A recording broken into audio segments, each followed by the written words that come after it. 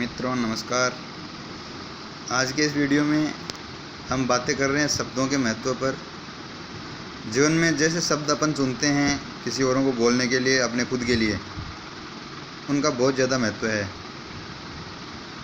जैसे अगर अपन बात करें जीवन की समस्याओं की, अपने जीवन में हर रोज़ नित नई समस्याएं आती रहती हैं। एक समस्या से निजात मिला, दूसरी आ गई। जीवन का नाम ही संघर्ष है। Life is the name of struggle. Don't lose heart in trouble, life is the name of struggle. ये उक्ति है अंग्रेजी की कि लाइफ तो नाम ही संघर्षों का नाम है। इसलिए जीवन में संघर्ष तो आने हैं, समस्याएं तो आनी हैं, और हम उन समस्याओं में अपन शब्दों का चयन किस प्रकार करते हैं उस पर डिपेंड करता है कि अपन किस प्रकार उनसे सामना कर पाएंगे। जैसे अपन एक तो इतने ज़्यादा परेशान हो जाएं, समस्याओं से दुखी हो जाएं कि हे भगवान अब मेरा क्या होगा, ये समस्याएं मेरे पीछे क्यों पड़ी रहती हैं, या हमारा जो पड़ोसी है वो तो कितना खुश रहता है, उसके तो लाइफ में कोई समस्या ही नहीं है, हमारे जीवन में कितनी ज़्यादा समस्याएं हैं। ऐसी बातें अपन सोचते हैं, ये शब्द चुनते हैं। और एक नॉर्मल सी शब्द है, ये चलती रहती है। मान लो कितना जादुई शब्द है, चलता रहता है, जाने दो। मतलब नॉर्मली इग्नोर करना समस्याओं को, या फिर उनका सामना करना है तो भी इतना दुखी नहीं होना है। अरे ऐसा तो चलता रहता है, सबके जीवन में होता है, कोई ख़ास बात नहीं है। अगर ऐसा मानेंगे तो वो शब्दों का चयन पे डिपेंड हो गया ना सब कुछ। और या फिर कोई समस्या आई, एक तो उसको अपन हवा बना ले एकदम से, ये बहुत ज़्यादा मतलब मजबूत समस्या आ गई, तूफान आ गया लाइफ में, अपन क्या करें। और एक अगर उसको छोटा सा तिनका मान लें, अब जैसे मेरे शर्ट पे यहाँ कोई तिनका लग गया है छोटा सा, और मैं उसको कैसे झटक देता हूँ ऐसे, चलो जाओ यहाँ से। तो वैसे अगर समस्या है तो तिनका समझो ना, उसको ऐसे कर दो, उसको ये शर्ट पे तिनका लगा छोटा सा, चलो हट गया। तो समस्याओं का समाधान अगर अपन उसको हल्के में लेके करें, या फिर समस्याओं का समाधान अपने को करना पड़ेगा, क्योंकि जीवन में समस्याएं आती रहती हैं। अगर रोक के करेंगे तो भी अपने को उसी प्रकार करना, और हंस के अगर उनको हल्के में लेके इग्नोर करके ऐसे झटक देंगे नीचे तो भी समस्याएं हट जाएंगी वहाँ से। तो शब्दों का चयन बहुत ही ज़्यादा महत्वपूर्ण है।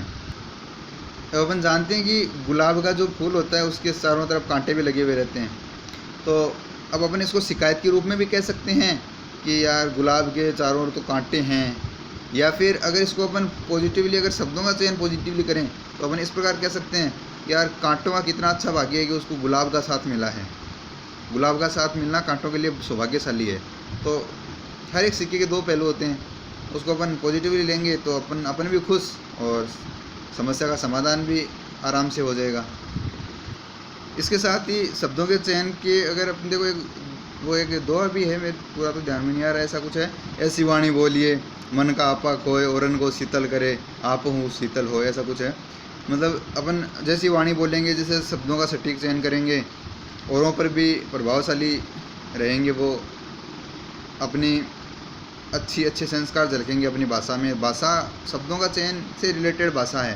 तो एक हनुमान जी का एक छोटा सा वाक्य है। हनुमान जी बहुत ही विनम्र और आभार व्यक्त करने वाले थे। आभार भी शब्दों के चयन का ही महत्वपूर्ण है बिंदु। शब्द कई बार अपने को बोलने ज़रूरी हो जाते हैं। अपना कोई भला करता है, या फिर अपन मानसिक रूप से किसी संतुष्ट होते हैं, तो शब्दों का आभार ज़रूर होता है, एक धन्यवाद ज़रूर बोलना पड़ता है उनको, और विनम्रता के साथ आभार व्यक्त करना एक बहुत बड़ी बात है।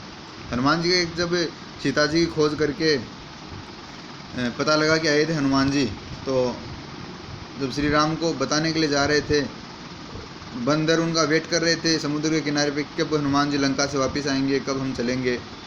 तो आते ही सब ने हनुमान जी का जोरदार स्वागत किया कि आपने पता लगा के आए हैं, आप हनुमान जी आप समुद्र को लांघ के गए, वापस आए, आपका कितना। लेकिन हनुमान जी एक बहुत ही विनम्र और आभार व्यक्त करने वाले व्यक्ति थे। उन्होंने कहा है कि ये मेरे अकेले का कुछ नहीं है, आप सब ने मिल के किया है तब ये संभव हुआ है। और भगवान श्री राम को भी उन्होंने ऐसे अपने ऊपर लेके नहीं बताया कि मैं गया था।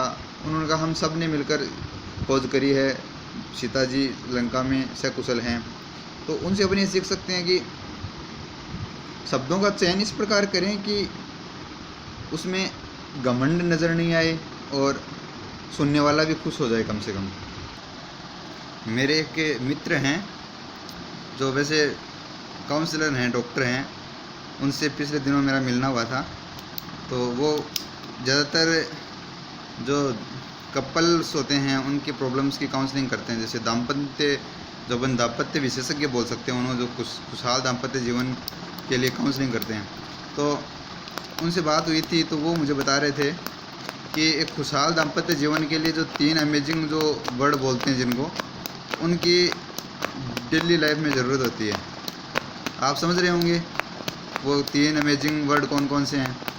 शायद आप गलत समझ रहे हैं। जो आप समझ रहे हैं कि आई लव यू, ये शब्द वो नहीं हैं जो दाम्पत्य जीवन को खुशहाल बनाने में अपनी ज़्यादा मदद करते हैं। इसकी बजाय उन्होंने मुझे 3 दूसरे वर्ड्स बताए थे। वो शब्द हैं प्लीज़, सॉरी और थैंक यू। अगर आप अपनी डेली कपल लाइफ में इन शब्दों का, कपल लाइफ की बात नहीं भी करें, अगर किसी भी संबंध की बात करें अपन, तो प्लीज़, सॉरी और थैंक यू ये 3 शब्द ऐसे हैं जो ज़रूरत पड़ने पर अपने को निश्चित रूप से बोलने चाहिए। अगर अपने को ऐसे कि अपने से कोई गलती हो गई है, सॉरी ज़रूर बोलें। कोई काम किसी को कहते समय या अपने को मदद की ज़रूरत है तो प्लीज़ सब ज़रूर बोलें। और किसी ने अगर अपना काम कुछ किया है या फिर अपन आभार महसूस कर रहे हैं किसी के प्रति, तो थैंक यू ज़रूर बोलें। रिश्तों में प्रगाढ़ता निश्चित रूप से आती है इससे। एक मनोवैज्ञानिक हैं रॉबर्ट ए एमेंस नाम के, उन्होंने कहा है कि जो ये थैंक यू शब्द है या फिर जो आभार प्रकट करने वाला शब्द होते हैं, जो आभार प्रकट करने से अपने जीवन में अवसाद की कमी आती है और ईर्ष्या, द्वेष, कुंठा, घृणा, इन चीज़ों की अपनी लाइफ में कमी आती है। ये वैज्ञानिक तथ्य हैं।